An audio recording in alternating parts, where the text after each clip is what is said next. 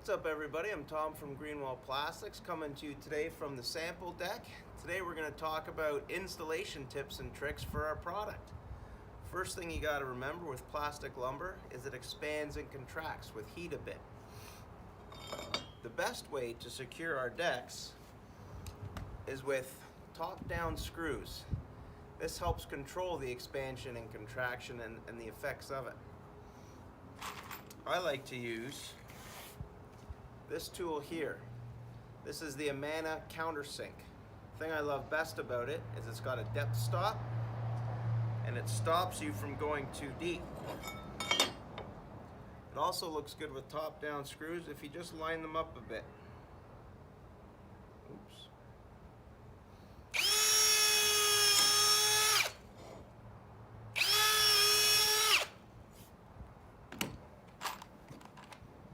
So you get a nice even depth every time.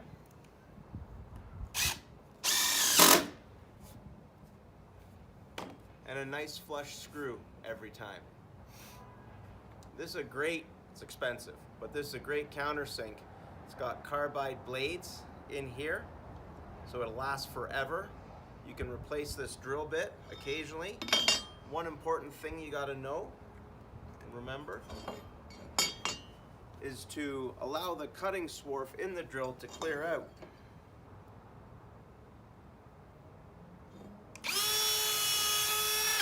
So you just pull the drill back out and allow the swarf to come out. If the swarf jams up in there too much, the drill will start to overheat and it'll prematurely dull and maybe even break.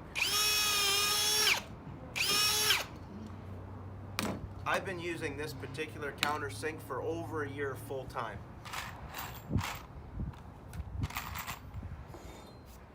You'll notice I'm using black screws for our gray deck here.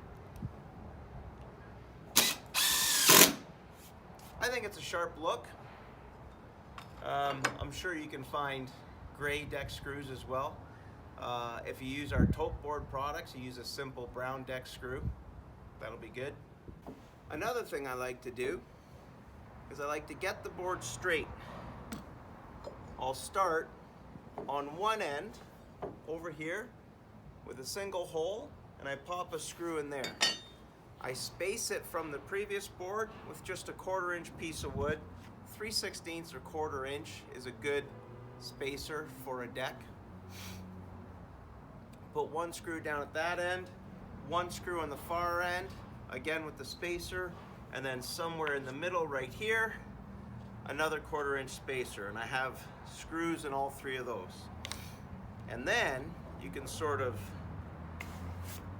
bust these off a little more quickly by just drilling all the holes and then putting all the screws, because your board is held straight.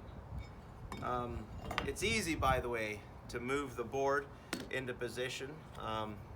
There is some flex to our plastic lumber, so you can just push or pull the board into the spacer so you always have a nice straight line. When drilling, to make it look as good as possible, you can use a speed square or a square like this, any other kind of square really, and just sort of line it up. Line your square on the center of the joist. I've been going about 3/4 of an inch in.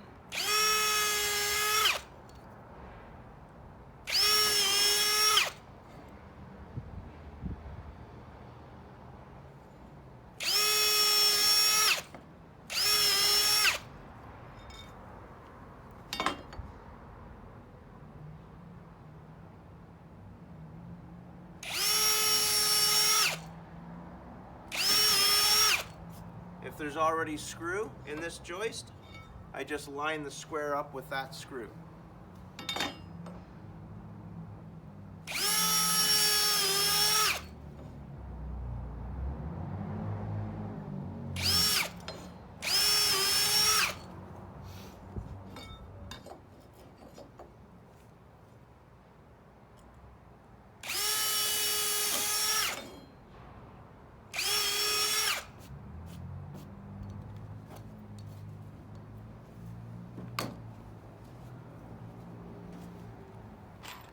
Grab your box of screws, pop all these in real quick, and and Bob's your uncle.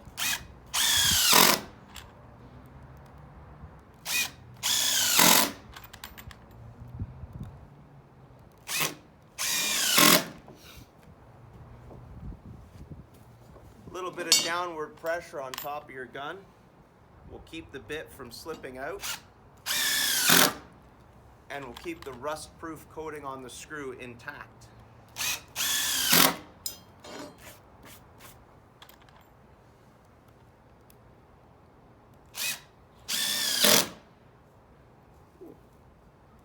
There's an offcut from an old board lying on the ground there. If you have any offcuts from your decking project, feel free to bring them back. We'll get them into our shredder and melt them into the next set of boards we make. So please, drop your scrap by, help us keep it out of landfill, because that's why we're here. We keep trees in the ground and plastic out of landfill. Ooh, another handy point. A good thing about having a square around, or this square, or any piece of metal really, is sometimes when you cut your boards, there's a little tiny little burr there.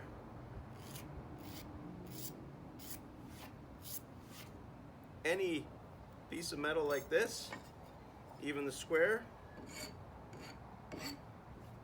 just a very light brush across it will clean that right up. Okay, you may notice here that there's a seam here.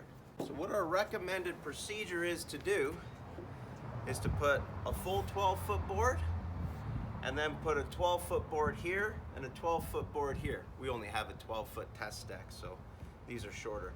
But what you want to do is you want to get the forces of contraction and expansion working against each other.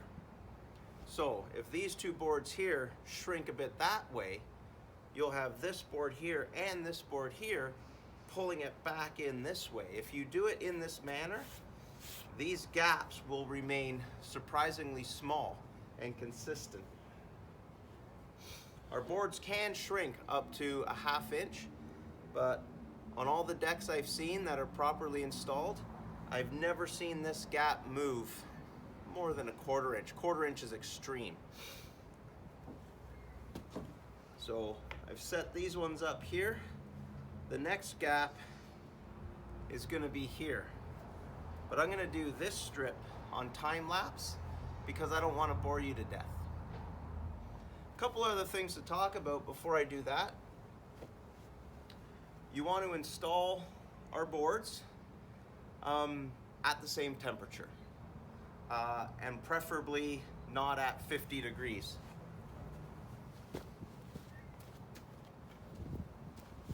Let's see what we got right now. The sun has gone away. Right now it's saying these boards are about 20 degrees. There was a sunny day out. It was only maybe 10 degrees out, but it was very, very sunny. And the boards were registering about 40 degrees. So I imagine in the dead of summer, if you leave our boards out in the sun, they'll get a lot hotter than that. You don't want to install our boards when they're that hot because they'll have no place to shrink to, and they're only going to shrink from there. You want to install our boards on a moderate conditions. So if you're installing in the middle of summer, you definitely want to store our boards in the shade. You want to store them flat and on stickers. Have a sticker almost like a joist, just a piece of wood on the ground or something, every 2 feet. And so it's off the ground and staying cool and in the shade. Another thing you want to do is install them all around the same time, or at least in the same conditions, and install them in order. So start in the morning and work your way across the deck. What you don't want to do is install a board here and then one over there and be all over your deck, because then you'll be doing it at different times of day. You'll have different shrinkage on your board. You definitely don't want to install this board here, for example, as the last thing you do one day when it's still hot out in the afternoon, and then first thing in the morning install the board right beside it when it's cooler out, because then you're going to have two different installation conditions, and then thus different shrinkage in each board. If you are installing on a very hot day, leave a gap here for shrinkage, maybe, or for expansion, maybe a 1/4 inch. Sorry, I'm backwards. Don't leave a gap. Get them right tight so they have room to shrink. If you're installing on a very cold day, say you're installing in 0-degree weather in the middle of March and the snow's just melted, you want to leave a 1/4 inch gap minimum between each board. We do have an installation guide that we provide with our product, but you know, it's who wants to read when you can just watch it happen.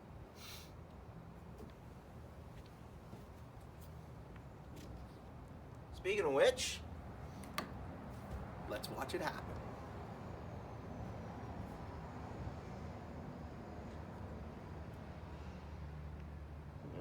I'm gonna leave a little bit of a gap here because it actually is kind of cool out.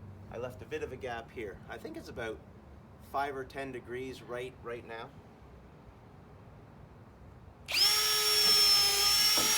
Oops.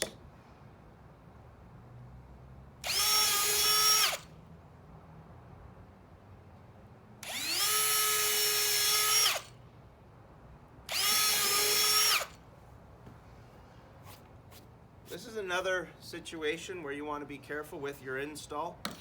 I've got my spacer here, but I'm on a single joist. You want to be really careful about where you put your 2 holes here, because you've only got 3/4 of an inch of joist to work with. So you really want to make sure you center this hole and this hole in your joist, so you get at least 3/8 of holding power on either side of each screw.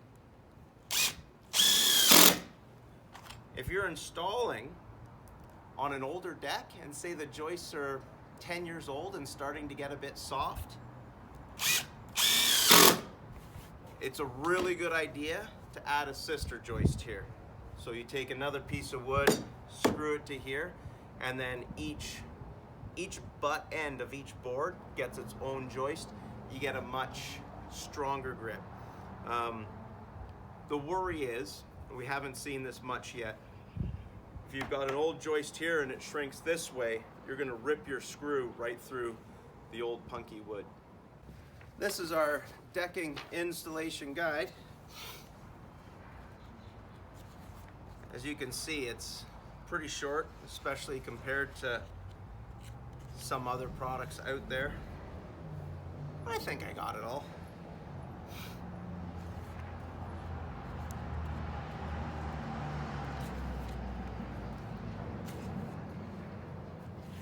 Yeah,